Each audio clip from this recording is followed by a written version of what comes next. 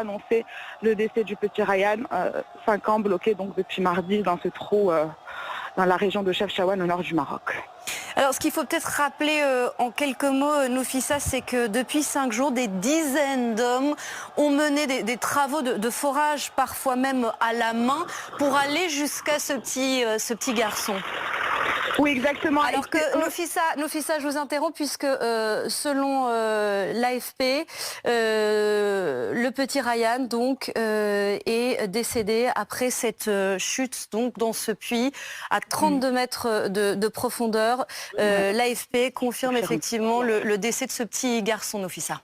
Voilà, voilà. L'information qu'on redoutait depuis plusieurs jours déjà vient de tomber. Vous l'avez appris par l'AFP. Effectivement, ce petit garçon est donc décédé aujourd'hui.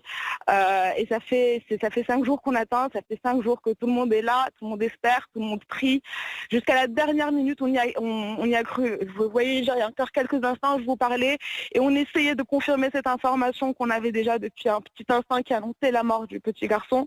Et donc voilà, l'information se précise et et voilà, c'est une émotion un peu lourde ce soir ici. Les gens sont en train de quitter les lieux et voilà, c'est des visages tristes, c'est des têtes baissées. Voilà, c'est un moment compliqué ici parce que les gens avaient beaucoup d'espoir. Les gens ont beaucoup cru à la survie du petit garçon. On a cru au miracle parce que vous l'avez rappelé, il y avait vraiment une équipe très importante de secouristes sur place, il y avait des topographes, il y avait des experts, il y avait beaucoup de personnes qui étaient là pour s'assurer du bon déroulement de cette opération de sauvetage qui était extrêmement délicate en raison de la zone où se trouvait justement le puits, qui est une zone rocheuse avec des risques d'effondrement. D'ailleurs, il y en a eu un tout à l'heure vers 19h donc, et un hier soir. Donc c'était ce qu'on redoutait depuis plusieurs jours déjà. Et donc voilà, la nouvelle est tombée. Ryan, le petit garçon de 5 ans qui était tombé dans ce puits, nous a quittés. Reste à savoir est-ce qu'il est décédé juste après sa chute ou quelque temps après.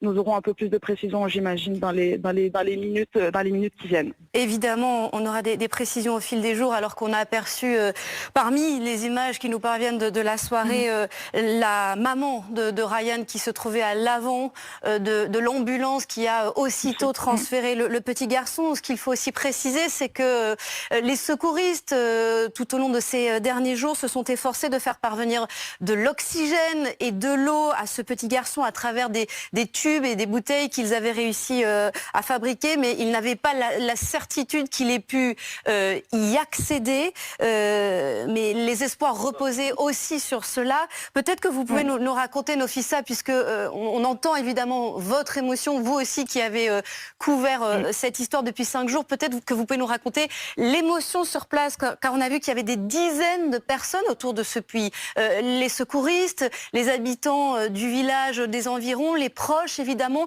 Racontez-nous là ce qui se passe actuellement.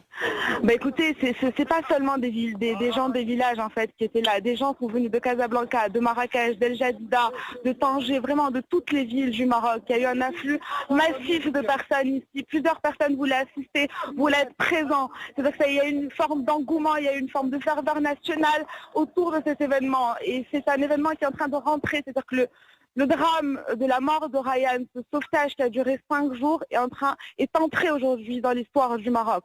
C'est une histoire que tout le monde connaît, c'est une histoire que tout le monde a suivie et de manière assez exceptionnelle au Maroc, y compris de la part des médias marocains qui ont transmis vraiment minute par minute les informations avec une information continue, notamment sur les réseaux sociaux.